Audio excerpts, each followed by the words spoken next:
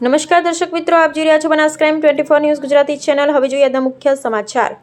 ડીસામાં ભક્તિમય માહોલમાં ભગવાન શ્રી રામના જન્મોત્સવની ધામધૂમથી ઉજવણી કરાઈ। રામનવમી મહોત્સવમાં રઘુવંશી લોહાણા સમાજ હિલોળે ચડ્યો। ડીસા ખાતે શ્રી જલારામ યુવા સંગઠન દ્વારા આયોજિત ભવ્ય લોકડાયરો અને રાસ ગરબામાં સમાજના અગ્રણીઓ અને ભાવિકો મોટી સંખ્યામાં ઉપસ્થિત રહી રામ ભક્તિમાં લીન થયા હતા। જલારામ યુવા સંગઠન અને સમસ્ત રઘુવંશી લોહાણા સમાજ દ્વારા આયોજિત રામનવમી પર્વ નિમિત્તે ભગવાન શ્રી રામના જન્મોત્સવ મહોત્સવ અત્યંત હર્ષોલ્લાસ અને ભક્તિસભર વાતાવરણમાં સંપન્ન થયો હતો। એપીએમસી માર્કેટયાર્ડ ખાતે યોજાયેલા કાર્યક્રમમાં હાજરોની સંખ્યામાં રઘુવંશી ભાઈ બહેનો ઉપસ્થિત રહી ભગવાન શ્રી રામનો જન્મોત્સવ વધાવ્યો હતો। ભવ્ય જન્મોત્સવ અને મહાઆરતી કાર્યક્રમની શરૂઆત સાંજે પ્રભુ શ્રી રામના જન્મોત્સવની ઉજવણી સાથે થઈ હતી। સાંજે 7 કલાકે યોજાયેલી મહાઆરતીમાં સમગ્ર વાતાવરણ જય શ્રી રામ અને જય જલારામના નાદથી ગુંજી ઉઠ્યું હતું। ત્યારબાદ ઉપસ્થિત તમામ જ્ઞાતિજનોએ સમૂહમાં ભોજન પ્રસાદ ગ્રહણ કર્યો હતો। લોક ડાયરો અને રાસ ગરબાની જમાવટ સાંસ્કૃતિક કાર્યક્રમમાં જાણીતા સિંગર ઇન્દિરા શ્રીમાળી અને આંતરરાષ્ટ્રીય કલાકાર સુખદેવ ગઢવીએ પોતાની કલા પીરસી હતી।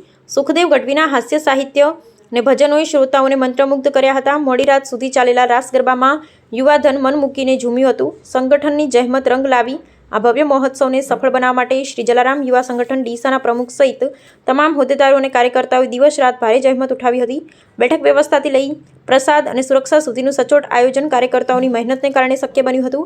સમાજના અગ્રણીઓએ સંગઠનની આ કામગીરીને બિરદાવી હતી। સમસ્ત રઘુવંશી લોહાણા સમાજના સંગઠન અને એકતાના દર્શન કરાવતા આ કાર્યક્રમે ડીસા શહેરમાં એક અનોખી છાપ છોડી છે। અહેવાલ હરીશ ઠક્કર। જય હનુમાન જ્ઞાન ગુણ સાગર જય કપીશ સિંહલોક ઉજાગર। પરિવાર વતી ધર્મિષ્ઠાબેન આવજો।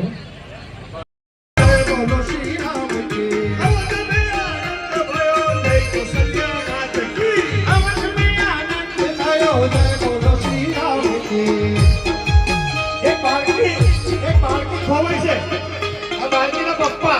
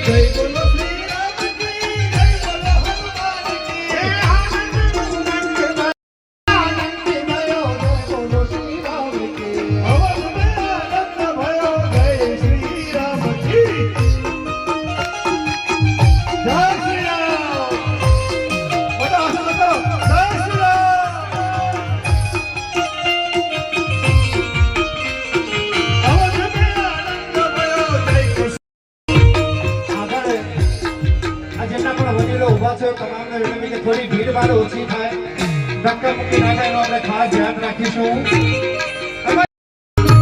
આરતી રોજ ઉતારું રે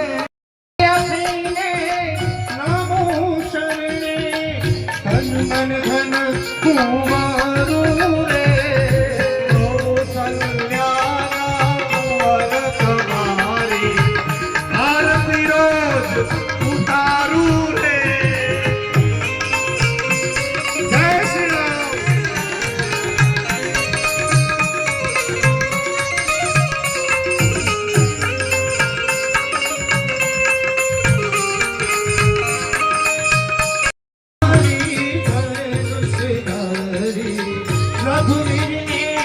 Sorry.